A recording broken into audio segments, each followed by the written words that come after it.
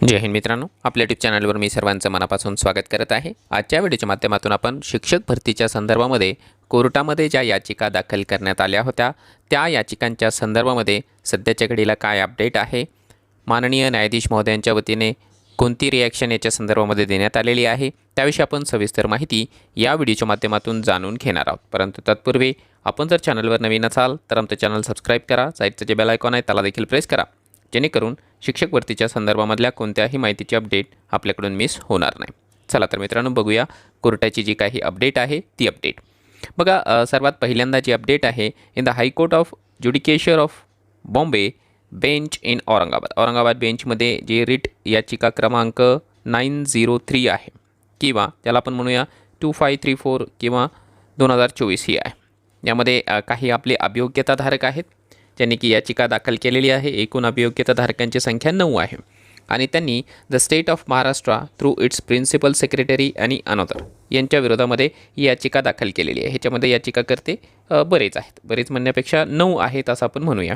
आणि हा जो कोरम आहे तो कोरम या ठिकाणी माननीय न्यायाधीश महोदय रवींद्र घुगे साहेब आणि RM जोशी साहेब यांचा आहे। 7 तारखेची ही हिअरिंग आहे। आता यामध्ये मुख्य मुद्दा तशी तर ही जी कोर्टाची ऑर्डर आहे ती बरीच मोठी आहे, त्याचं विश्लेषण करणं फार वेळखाऊ प्रक्रिया असणार आहे। परंतु थोडक्यामध्ये जर का तुम्हाला सांगायचं म्हटलं तर ही जी याचिका आहे TETच्या संदर्भामधली आहे, TET किंवा CTETच्या संदर्भामधली आहे असं आपण म्हणू शकतो। कारण या शिक्षक भरतीच्या पहिल्या यादीमध्ये आपल्या सर्वांना कल्पना असल्याप्रमाणे ओपनच्या जागांवर फक्त त्याच उमेदवारांना या ठिकाणी कॉम्पीट करता आलं होतं ज्या उमेदवारांची TET किंवा CTET ओपनच्या मार्कांना पास असेल, म्हणजे 90+ मार्कांनी पास असेल तर। त्यामुळे जे आहे या ठिकाणी बघा, 1-2 पॉईंट मी या ठिकाणी तुम्हाला सांगू इच्छितो की जसं इथे एक पॉईंट दिलेला आहे, the normal passing percentage of TET for the open category is 60% and candidate belonging to the reserve categories social status as well as जे फिजिकल डिझेबल आहेत त्यांना 55% आहे। The validity period of TET qualification is of 7 years। ही अगोदरची आहे परंतु आता ती लाईफ टाईम झालेली आहे। तर हा मुद्दा होता आणि आपल्यापैकी काही अभियोग्यताधारकांनी, या 9 अभियोग्यताधारकांनी या डिसिजनला, या निर्णयाला चॅलेंज केलं होतं की जे कॅटेगरीचे उमेदवार आहेत त्यांनी TET किंवा CTET कॅटेगरीच्या मार्कांच्या बेसिसवर जरी पास केले असेल तरी देखील त्यांना ओपनला कॉम्पीट करता यायला पाहिजे। आणि त्यामुळे या ठिकाणी जे आहे हा निर्णय देण्यात आलेला आहे। आता या निर्णयामध्ये काही महत्त्वाचे पॉईंट्स आहेत, जे की महत्त्वाचे पॉईंट्स मी तुम्हाला या ठिकाणी दाखवू इच्छितो की माननीय न्यायाधीश महोदयांनी नेमकं काय सांगितलेलं आहे। बघा, हा एक पॉईंट इथे महत्त्वाचा आहे, पॉईंट नंबर 12। त्यामध्ये ते काय सांगतात, in view of above we direct that the appointment process of the teachers would proceed unhindered as per the time schedule. म्हणजे इथून पुढची जी काही भरतीची प्रक्रिया आहे, म्हणजे पुढच्या ज्या काही याद्या असेल, कन्वर्टेडची यादी असेल किंवा विथ इंटरव्ह्यूची यादी असेल, त्याला कोणत्याही प्रकारची जी आहे रिस्ट्रिक्शन राहणार नाही। त्यांचं जो काही शेड्यूल आहे त्या शेड्यूलप्रमाणे ते राहील, चालत राहील, याद्या लावल्या जाऊ शकतात। आता पुढे त्यांनी क्लॉज दिलेले आहेत, the said section would be subject to the result of this petition in the light of the challenge posed by these 9 petitioners before us.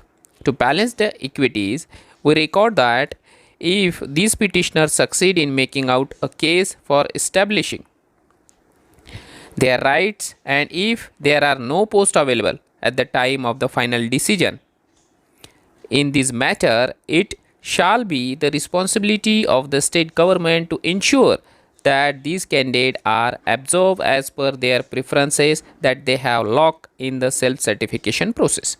We also note that as the Pavitra portal selection process is now scheduled to be routine annual selection process, these petitioners would be eligible to appear for any further TIT selection process and the pendency of this petition or their participation in the present TET selection process shall not be an impediment. याचा अर्थ काय सांगता येते की जरी या ठिकाणी आम्ही याद्या पुढच्या लावण्यासाठी परमिशन देत असले तरी देखील हे जे 9 पिटिशनर आहेत, 9 पिटिशनर आहेत, त्यांचा जो काही अधिकार आहे तो आम्ही राखून ठेवतो आहे। यदा कदाचित भविष्यामध्ये त्यांच्या फेवरला डिसिजन गेला तर त्या सर्व 9 उमेदवारांना जॉब देण्याची जबाबदारी ही या ठिकाणी शासनाची, प्रशासनाची असणार आहे।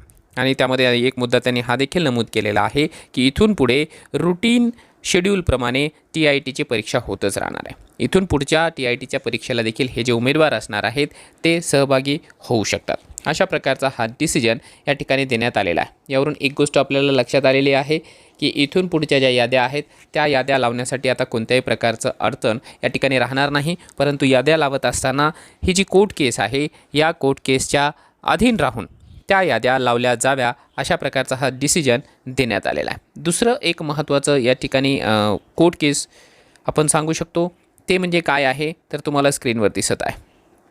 यामध्ये बघा काय सांगण्यात आलेलं आहे की शिक्षकांच्या ज्या परीक्षा आहेत त्याचं वेळापत्रक जाहीर करण्याचं या ठिकाणी माननीय कोर्टानं सांगितलेलं आहे. आता ही जी बातमी आहे ती आहे छत्रपती संभाजीनगरची. राज्यामधील शिक्षक भरती संदर्भामधील शिक्षक पात्रता परीक्षा म्हणजे TET आणि शिक्षक अभियोग्यता परीक्षा म्हणजे TIT 2023 केव्हा होणार आहे अशी विचारणा करून खंडपीठाने न्यायमूर्ती जे काही आहेत रवींद्र घुगे साहेब आणि RM जोशी साहेब यांनी चाचणी परीक्षांचे वेळापत्रक 5 एप्रिलपर्यंत सादर करण्याचे आदेश मंगळवारी राज्य शासनाला दिलेले आहे. या संदर्भामध्ये शिक्षक भरतीमधील पात्र उमेदवार गणेश शेटे यांनी ॲडव्होकेट सिद्धेश्वर ठोंबरे यांच्यामार्फत खंडपीठामध्ये याचिका दाखल केली आहे. याचिकेमध्ये म्हटल्याप्रमाणे राज्य शासनाने 2017 पासून शिक्षक भरती प्रक्रिया पोर्टल प्रणालीमार्फत सुरू केलेली आहे. त्यामुळे 2017 पासून TITमध्ये मिळालेल्या गुणानुसार शिक्षक भरती केली जाते.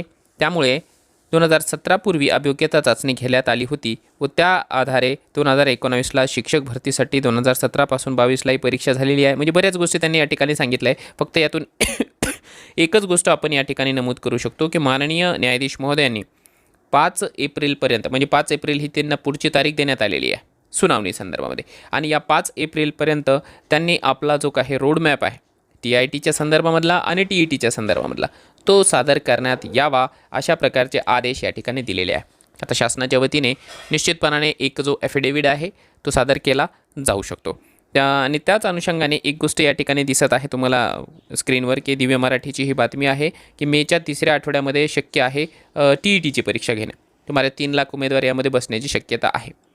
आता उमेदवारांना तयारीसाठी आणखी वेळ मिळू शकतो अशा प्रकारची ही न्यूज आहे. या न्यूजला जो हवाला देण्यात आलेला आहे तो आपण बघू शकता. एक ठिकाणी डॉक्टर नंदकुमार बेडसे जे की महाराष्ट्र राज्य परीक्षा परिषदेचे अध्यक्ष आहे त्यांचं एक स्टेटमेंट देण्यात आलेलं आहे की परिषदेतर्फे कार्यशाळा घेण्यात येणार आहे. प्रश्नपत्रिका तयार करणे, परीक्षेशी संबंधित निविदा देणे आदी प्रक्रिया अंतिम टप्प्यामध्ये आहे. निवडणूक आचारसंहिता परीक्षेसाठी शिक्षकांची उपलब्धता यामुळे थोडाफार विलंब झाला तरी मे महिन्याच्या 2ऱ्या किंवा 3ऱ्या आठवड्यामध्ये TETचे नियोजन होणार आहे. अशा प्रकारचं स्टेटमेंट या ठिकाणी नंदकुमार बेडसे साहेबांनी दिलेलं आहे. आणि विशेष म्हणजे अगोदर ज्याप्रमाणे ही चर्चा होती की जी परीक्षा आहे ऑनलाईन होणार आहे त्या चर्चेला आता जे आहे पूर्णविराम मिळालेला आहे. ही परीक्षा ऑफलाईन होण्याची शक्यता दाट आहे.